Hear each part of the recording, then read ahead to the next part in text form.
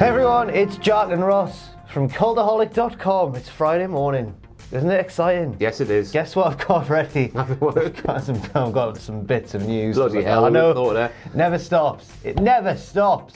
It's going to be so good. Let's look at the headlines. First of all, a major WWE superstar is set to appear at this year's Saudi Arabia show. Secondly, Matt Hardy has released a new video which could imply that he's pushing for an entirely different gimmick. And finally, All Elite Wrestling have announced the signing of another top independent wrestler. So first of all, let's talk about Saudi Arabia and WWE's affiliation with Saudi Arabia. So the first of potentially 2 Saudi Arabia shows this year, same as last year, will be on May the 3rd. And it could feature a massive name who's been in the news recently for potentially being at WrestleMania. I'm talking about The Undertaker, of course, Ross. He is apparently confirmed for these Saudi Arabia shows, according to the Wrestling Observer newsletter. A legend who was actually alive. So good on the Saudi Arabians for cottoning on to who's alive and who's dead this time. He wrestled at the last 2. I think he was, well, he main evented one against Triple H and Shawn Michaels alongside Kane. And he wrestled Rusev at the Greatest Royal Rumble. That was all kicking off last year. It was Rusev, and then Rusev was taken out because apparently the TMZ thing or something. Well, no, nobody knows what's going on there, did they? No. Chris Jericho was in, then it got back to Rusev, and then he was just squashed anyway. It was so strange, but then he hasn't been set for anything for this year's WrestleMania because it's only a few weeks away now and nothing's been hinted at. By this time last year, we had the whole Cena thing was fully underway. I think the most likely thing now is just to interrupt Elias. It's him or The Rock, innit? Gotta be. Something like that. Imagine it was just Baron Corbin. Plaster Baron Corbin over across the entire show. Baron Mania 35. Yeah, well, apparently, the Observer did also point out that the Saudi Arabia events are going to be the most lucrative financially for WWE by like a wide margin, more than WrestleMania. So you can understand why Undertaker would want to come back and do it. I mean, all fair. As long as he can't do it, why not? More power to you. Earn some money while you can. Well, Wrestling Insider did this interview with JR. No, not an interview, sorry. It was on his own podcast where he talks about it and he says, Undertaker's got to make a living, and if he's at a point age-wise where WWE doesn't want to use him in the ring, or if he doesn't feel able to compete in the ring and you want to keep him around, you've got to pay him something. But you might not pay him the same if you can't get the 1, 2, 3 matches a year out of him. So that's why he'd keep coming back, I guess, even if he is noticeably, visibly slowing down in the ring. Yeah. I mean, that happens to it with time. I think it was Chris Jericho on his podcast revealed when he was in the Battle Royal, the Greatest Royal Rumble, the best Royal Rumble of all time. He was in there for 4 minutes or something like that, and he got paid a lot of money. He didn't say exactly how much it was, but I got the impression it was like 6 figures for 4 minutes work. Wow. I mean, you can't complain. You can't. Yeah. I mean, you're not going to say no, are you? Yeah. And obviously, people are going, "Oh, he's going to StarCast. He's doing these out of WWE appearances." I think he's earned the money. He's been there 30 years or whatever. Well, Undertaker, yeah. Absolutely. I just don't know what the theme of these Saudi Arabia shows is going to be this year. Quite scared. Quite worried they're going to besmirch some more. They're going to be groundbreaking, aren't they? They were pushing for women on the card a few weeks ago and stuff like that. So maybe they'll do some good, but maybe it's still a dirty relationship, isn't it? It is a bit of a dirty relationship. It leaves a bit of a sour taste in the mouth. Well, anyway. Everyone's making loads of money. Next up, right, so Matt Hardy. He's one of a kind, you know. He does things his own way. Rob Van Dam? Right, he's Rob Van Dam. No, Matt Hardy, he's a bit of a unique character. Does things his own way, as we've seen in the past when he's not been with WWE. He's kind of taken charge of his own character and stuff. And he looks to be at it again. He's never satisfied, that man. He posted a video online of basically introducing himself as the multifarious Matt Hardy.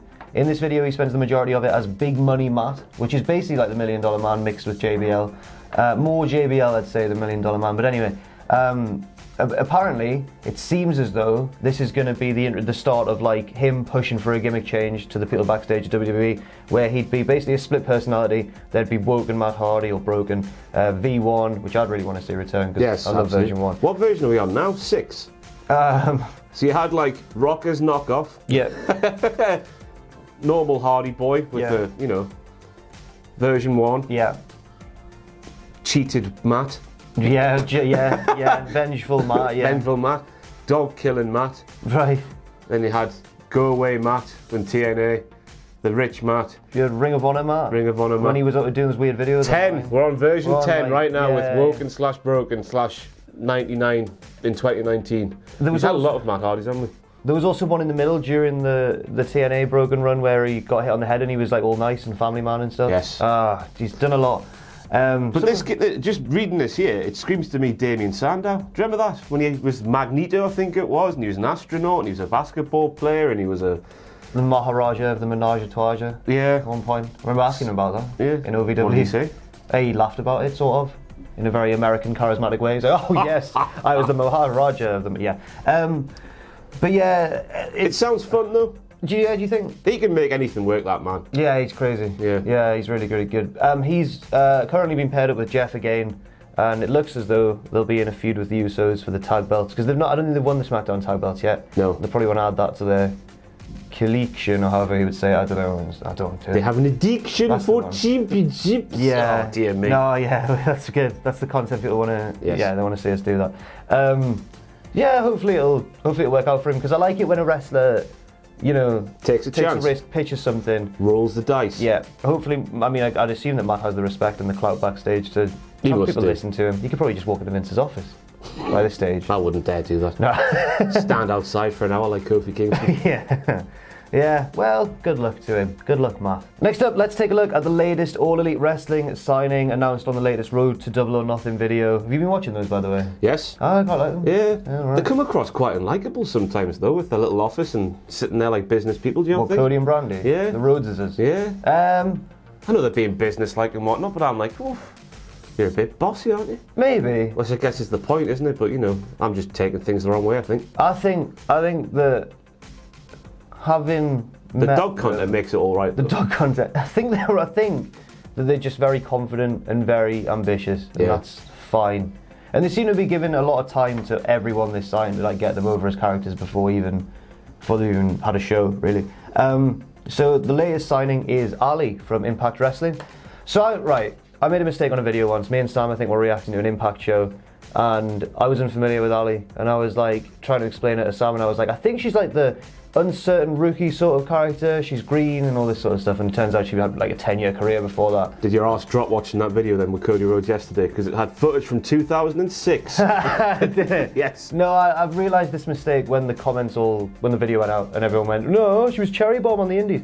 So I've gathered a little fact file about Ali, just so I don't fall into that. Reel them off. She's done Shimmer, she's done CZW, she's done Japan. She's the opposite of what I thought she was. She's done it all. Yeah. Two-time Impact Knockouts champion. She signed with them properly full-time in 2016, so she's been there for about 3 years.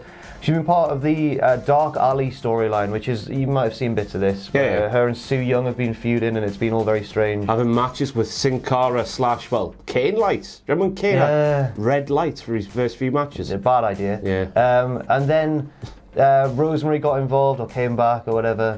It's all been kicking off. They went to like the Nether Realm or something. They went to like some play. It was this all during a pay-per-view as well. They just aired that on the screen for a while.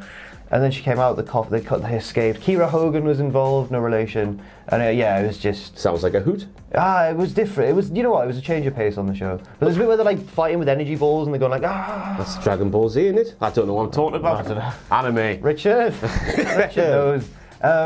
So yeah, I think she's probably a good addition to the roster. She's certainly got the name power for like the independent wrestlers, hasn't she? Yeah. It's an ever-growing women's division. Sadie Gibbs was also signed, who is the female version of Ricochet and Ospreay. The flippy lady. She's British, so I guess she's Ospreay because she's British. Right. That's a funny tie-in. She's been to Japan. She's done loads on a holiday.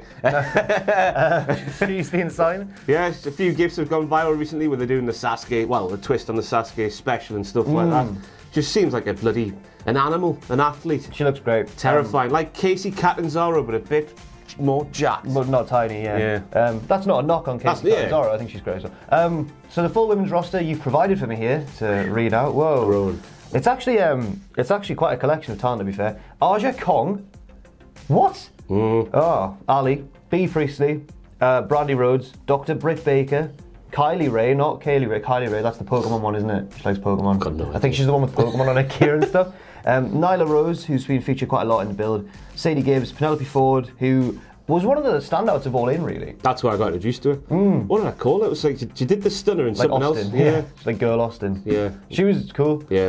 And Yuka Sakazaki, who I'm not too familiar with. I think they've got a relationship with Stardom and places like that as well, so yeah. God knows. And they've signed, God, I've forgotten her name, the seamstress from WWE for years. Really? The little woman with the short hair. Right, the one who everyone raves about and says Yeah, it's class. yeah. Oh, wow. They've signed her, so that's a big coup. What a coup, yeah? Jeez.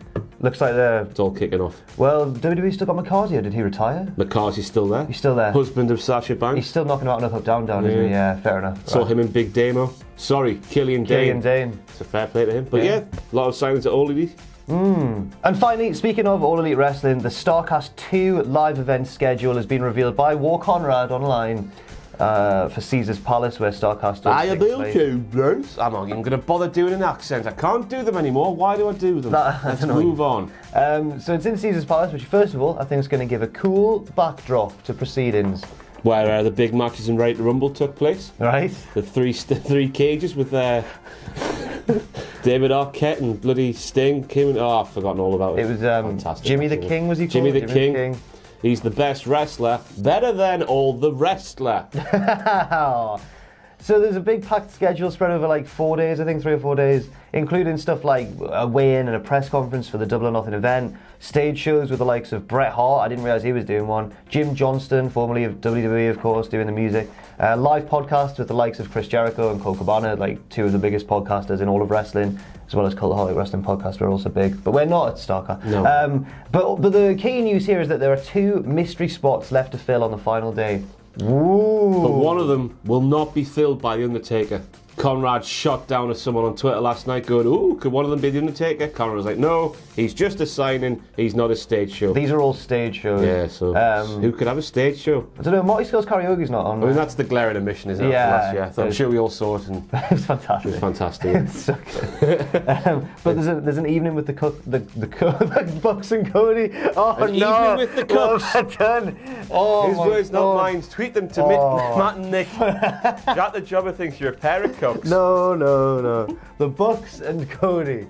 Oh, it's Friday. That's the one we're missing out. I think it was the concert with Daddy Buck. Aye, that must be the other one. So two karaoke sweet sessions. Me when you meet me, and it just seemed to loop for like 5 hours. It was good though. Yeah. I want the Buck's dad to meet Mrs. Dad. And I want them to do a duet. Yeah. A love song to each other. I'll tell you one thing I love about Mrs. Dad. He's wilder than he looks. Yeah, 68. Yeah, bloody hell. I made it a WTF moment. Even Miss said it, yeah. He doesn't look a day over 55. No, he looks fantastic. Well done, George. I take back every bad thing I've ever said about him. That's probably because his face is made of plastic. There's no emotion in there whatsoever at Fastlane.